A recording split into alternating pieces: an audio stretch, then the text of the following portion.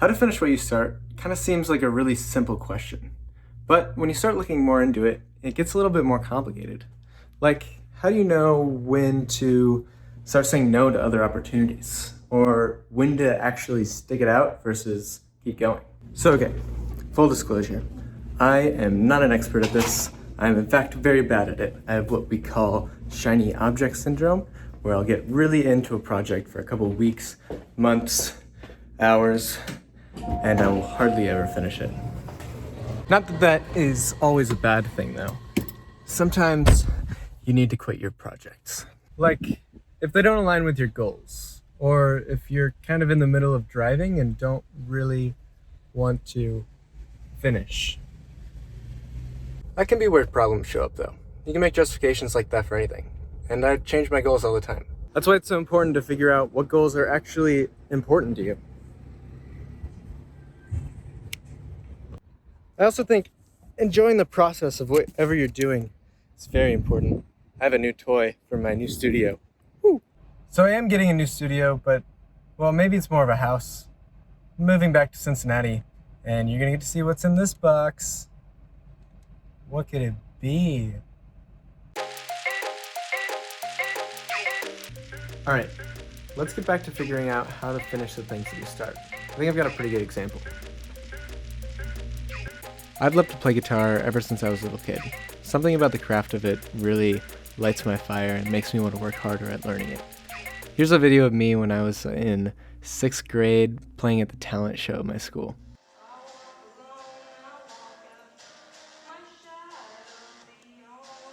So this was a pretty impactful moment, not because I was in front of a whole bunch of my friends playing guitar, but more because of the song I was playing and the fact that it was one of the first songs that I ever learned all the way through.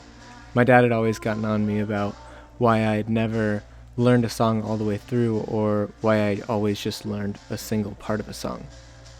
Well, shortly after that talent show, I just stopped playing guitar. I stopped all the way up until my freshman year of college. I had always wondered why I hadn't stuck with it when people asked me how long I played guitar.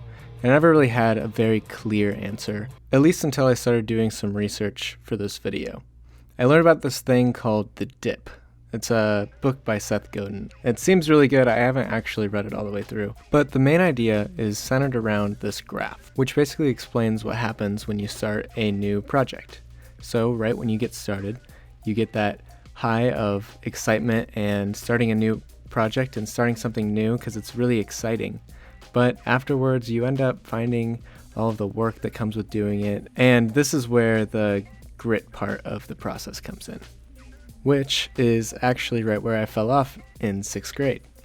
I got really excited about learning a new song all the way through, rode the high of that, realized that I had to keep learning songs, and just stopped. This is why in the intro of this video, I mentioned the importance of actually enjoying the process. Playing guitar isn't just enjoying the part where you're playing guitar in front of people, it's enjoying the part of learning how to do it. The same goes for a lot of other things like video editing, learning how to ride a bike or try a new sport. And this is called having a craftsman's mindset. Basically, it's the idea that perfection isn't real. It means that to stick with it, you're gonna have to be in love with more than just that image of you up on stage playing guitar. You have to be in love with the process of learning how to play guitar. And that's why I say perfection isn't real.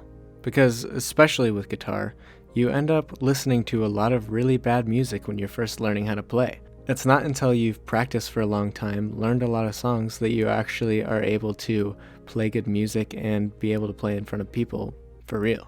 So how do we do that? Well, first you gotta focus on motion. You can't steer a car unless you're moving. So the biggest step is to just get started. Find something that you enjoy doing for real. Part of the reason this will help you finish what you start is because you'll end up having a positive mental attitude about this. So when you're doing something that you actually enjoy, you say you get to do it rather than you have to do it. And that's where the biggest difference lies, in the smallest details. Okay, so I love this positive mental attitude stuff, but you can get to do something all day long, and I still think it's only one part of the puzzle. I think you need something a little more extrinsic, something like an accountability partner or something, Oh, great idea. Let's talk about it. So over quarantine, I've had a couple of my friends become accountability partners with me. So basically, we just keep track of each other's goals and we make sure we're holding each other accountable to do them. It's actually really useful just to tell someone because you feel already just a little bit more committed. So I've learned a lot and I wanted to share what I've learned, just basically talking and learning what helps people the most and what you should focus on the most, and I actually think it's a really useful skill to use. The first one, of course, I want to focus on is to make sure that you're putting a major focus on the process and not the goal, right? So you want to make sure, like obviously you're going to have that goal in mind, like I was explaining earlier. You do want to be at the point where you're playing guitar on a stage and shredding and it's going to be awesome, but it's really important to make sure you're enjoying the process of learning it, so that you are actually able to stick with it. Okay, next, you're gonna probably go into it wanting a lot from the other person. You're gonna be wanting a lot from the other person. So it's important to make sure you're giving more than you're receiving. I've struggled with this, where I kind of go in expecting that, oh, well, they're just here for me, and they're not. They're here for them.